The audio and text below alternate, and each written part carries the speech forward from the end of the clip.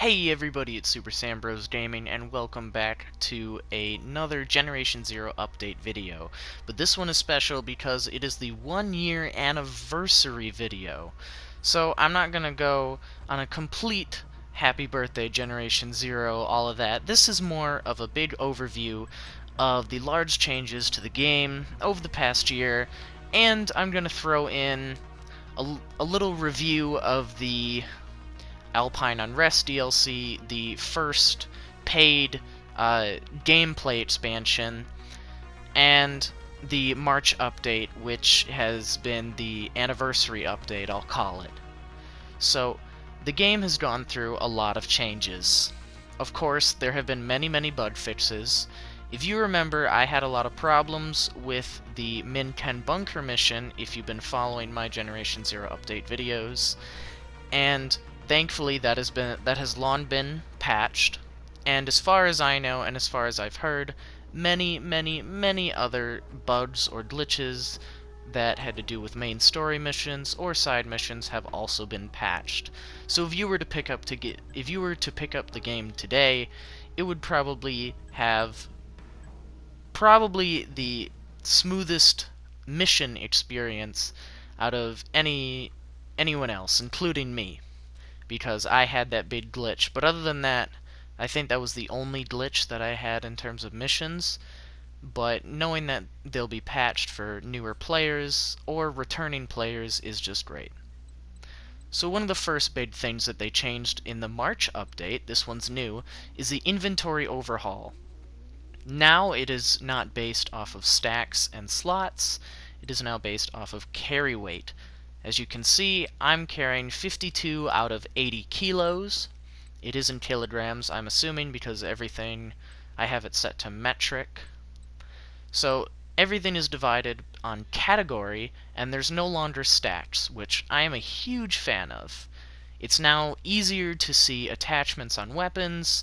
You can press a button on your weapon in your inventory, and it'll bring up the weapon. You can spin it around, look at how pretty they are, because the weapon models in this game are quite good, especially the gold variants of each weapon with those nighttime sights. I'm a big fan. So the inventory is a huge plus. I heard somebody on the Generation Zero Twitter, it was a player who was like, I don't like the new inventory system, it was too hard to manage, but I don't know, this system reminds me a lot of other games that I played, so it wasn't necessarily a big change for me. I didn't have to really adapt too much. It's simple because it's just divided off of what you have equipped, what you don't have equipped. If you want to specifically find your ammunition, I remember sometimes when I was playing the game before, I would be frantically looking in my inventory, oh, where's this ammunition, where's this ammunition? But now I can find it very nice and easily because it is in the ammunition category.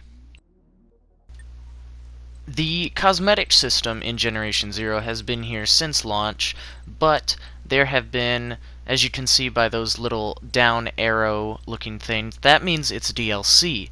So I'm looking through some of the new DLC because with the release of the March update there was a free clothing DLC, at least on the PS4, and it added some interesting little items that were movie inspired. My favorite seems to be the Mad Max inspired stuff called the Interceptor, which, if you aren't familiar, is the name of the main character's vehicle in Mad Max, that nice black car.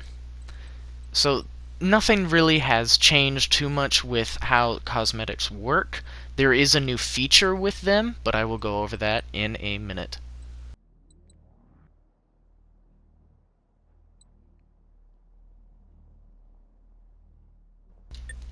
A new addition to the game was the Rivals update, which included challenges such as what I'm showing you now that you could do and unlock cool prizes such as emotes with the ones from Himfjall, or you could earn really nice outfits, which I haven't earned yet, sadly. And the Rival update added, of course, rivals. So at the bottom right you can see Himfjall Island. Now, it tells you the level of threat and the score. And the higher the threat level is, the more rivals, which I have 2 of them in Himfjall, are.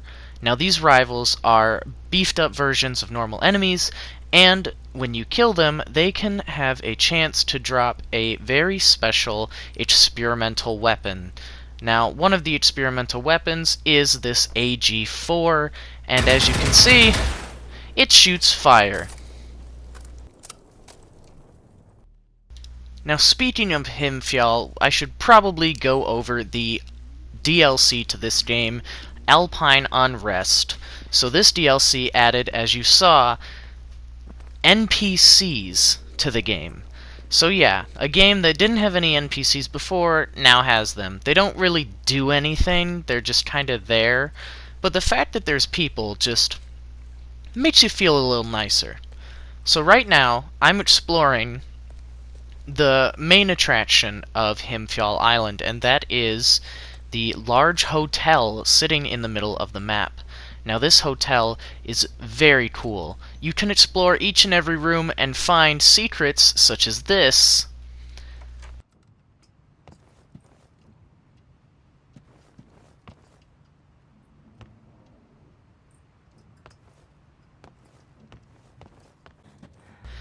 Or this one, which is a reference to The Shining. Now, you have to do a little side quest to get here, and it's kind of a spoiler, but I figured if I'm showing off how cool the hotel is, I couldn't not mention the Shining reference. The DLC is filled with interesting locations and a new tier of enemy, the Apocalypse class, which are much harder than anything you have ever faced before. They have poison effects on them and they're tougher. This DLC, especially for its price, has definitely been worth my time. One of the more comedic additions to the game has been the bicycle. So you can find a bicycle rack at any of the game's safe houses, and they act as quicker transportation than your feet. You can acquire new bicycle skins from... I've only found one, and it was by destroying a large FNIX class tank. And these bicycles are much faster than going on foot. They're pretty fun to ride around on, especially on this little course on Himfjall, which is meant for skis, but, you know, I'm riding a bike down it because I can.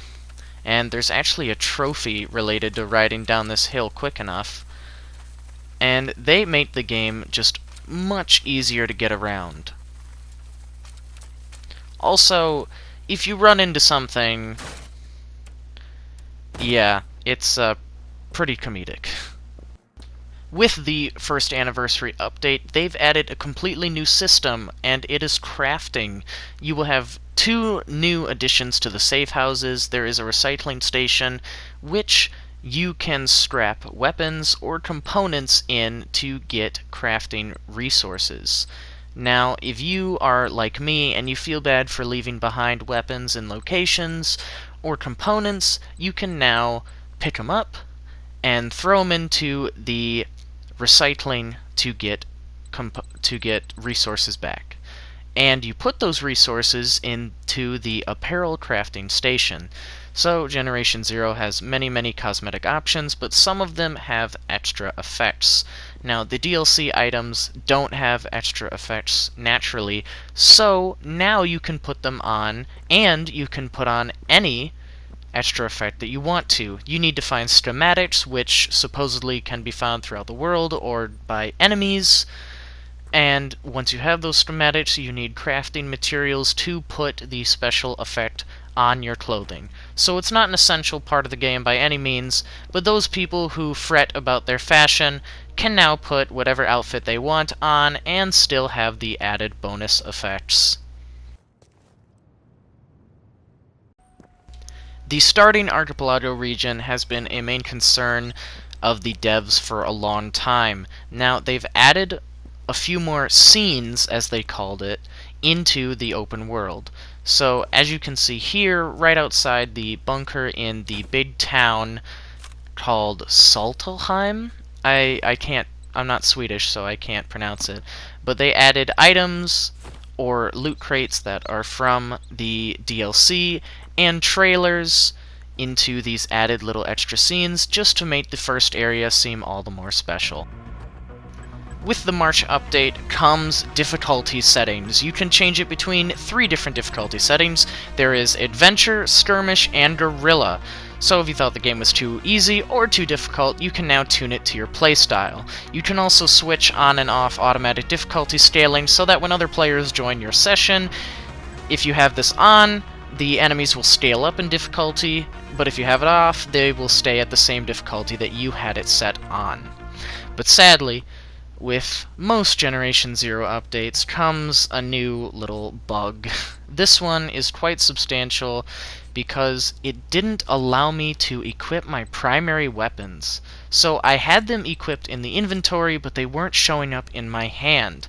I heard other people on the Twitter when I looked this up saying that it was primary weapons, maybe a secondary, or equipment that they had in their offhands. So there is a way that you can fix this yourself, even though the devs are working on this as we speak. I'm only recording this a day after the release of the update, so by the time you might be seeing this, it could be well fixed already.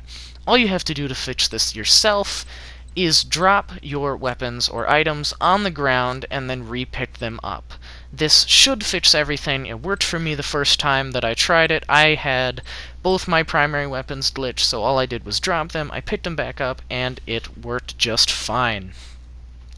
In conclusion, Generation Zero has gone through many, many changes in the past year. Most of them, if not all of them, very positive. The game started out fun but yet buggy, and it had a few features missing that definitely needed to be added. It didn't even have storage boxes when it first got released. So, now that the game is so much better than it used to be, and so much more fun with these new features, I'd say now, with the whole quarantine thing going on, now is probably the best time to give it a try. It's only going to get better from here, and who knows, you might find that you enjoy this game a lot more than you initially thought. That's my story. I looked at this game and thought, why not? I have nothing better to play. It looks decent. I'll give it a try. So, I hope you enjoyed, and I hope to see you in Generation Zero. Bye.